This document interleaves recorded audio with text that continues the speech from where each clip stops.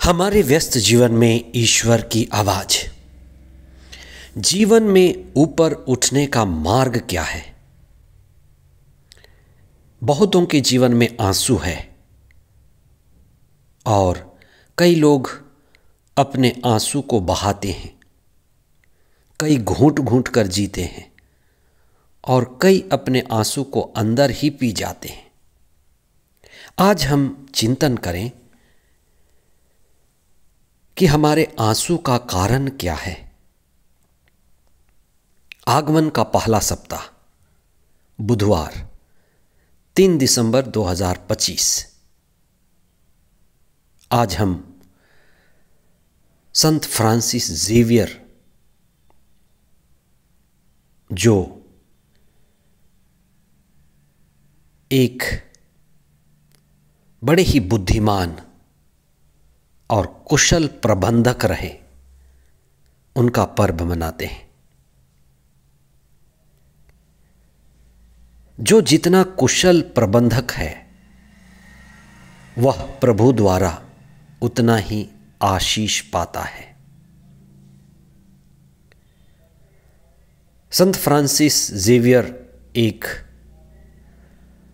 अत्यधिक धनी परिवार के पुत्र थे और वे अपने जीवन में सफल होना चाहते थे। पढ़ाई करते थे, राजघराने के थे, धनी परिवार के, संपन्न परिवार के थे। लेकिन उनको जीवन में एक बात अनुभव हुआ कि जीवन में सफलता पढ़ाई से नहीं आती, न ही डिग्री से आती है। सफलता आती है प्रबंधन से। और फ्रांसिस जेवियर जैसे लोगों ने अनुभव किया कि ईश्वर सबसे बड़ा प्रबंधक है। धर्मशास्त्र का ये वाक्य संत लूकस का सुसमाचार अध्याय 9 पद संख्या 25, मनुष्य को क्या लाभ यदि वह सारा संसार कमा ले लेकिन अपनी आत्मा गंवा दे। अपनी आत्मा गंवा दे। मनुष्य को सबसे ऊंचा उठाता है वह है जीवन का प्रबंधन, आत्मा का प्रबंधन। इसलिए ईसा जो प्रबंधन सिखाते हैं, रोटी से लेकर आत्मा तक जो पूर्णता की शिक्षा है। आज के सुसमाचार में ईसा ने अपने शिष्यों को ऊंचे प्रबंधन का व्यवहारिक पाठ पढ़ाया। सबसे पहले तो उन्होंने देखा कि लोग भूखे हैं, प्यासे हैं और उनकी सबसे पहली जरूरत है भोजन। और लोग ईसा के पास आए थे। ईसा ईश्वर के पुत्र हैं, इसलिए ईसा ने उनके पेट को भरा। जो प्रभु से जुड़ता है, ईश्वर उसके लिए प्रबंध करता है। ईसा के साथ जो चिन्ह, चमत्कार और दृष्टांतों की शिक्षा है वह यह है कि जो ईश्वर से जुड़ता है, ईश्वर के राज्य से जुड़ता है, ईश्वर को पहली प्राथमिकता देता है, जो अपनी सारी शक्ति और ऊर्जा का प्रवाह ईश्वर की ओर करता है, ईश्वर उसके जीवन में आशीष देते हैं। ईसा की जिंदगी ईश्वर के राज्य की झलक है और ईसा स्वयं साक्ष्य हैं कि ईश्वर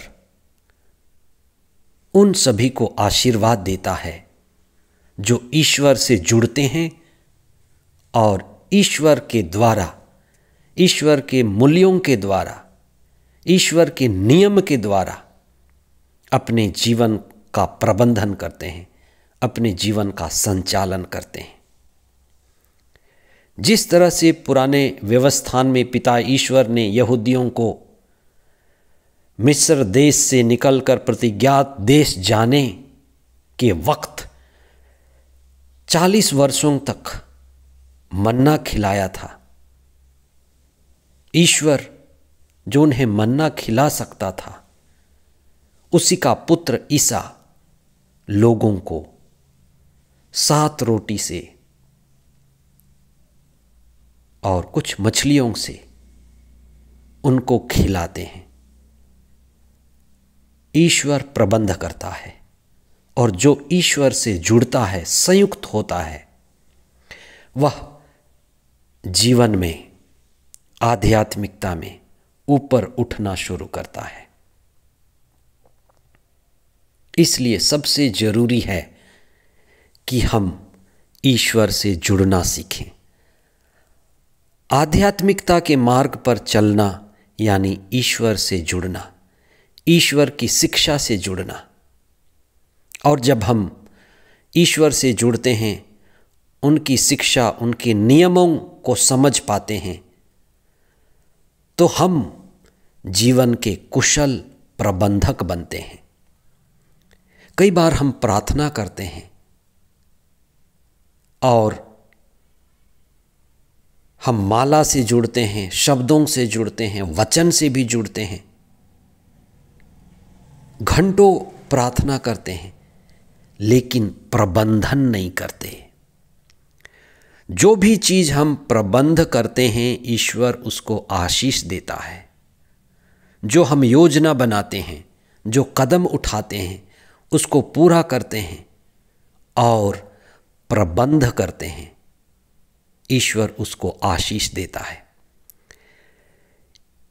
इब्राहिम ने उत्पत्ति ग्रंथ में अध्याय 22 पद संख्याएं 1 से 14 के बीच में जब अपने पुत्र को बलि चढ़ाया, जो ईश्वर का आदेश था, और अंत में उन्होंने अनुभव किया कि ईश्वर बचाता है। जब हम ईश्वर से जुड़े होते हैं, ईश्वर हमें बचाता है, ईश्वर हमें सिखाता है और ईश्वर सबसे बड़ा प्रबंधक है। जो ईश्वर से संयुक्त होता है वह जीवन का प्रबंध करने जानता है।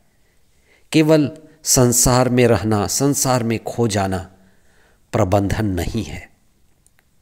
फ्रांसिस जेवियर हमारे लिए सटीक और ऊंचे आदर्श और उदाहरण हैं, जो अमीर होकर भी प्रभु के द्वारा जीवन का सबसे ऊंचा प्रबंधन सीखे।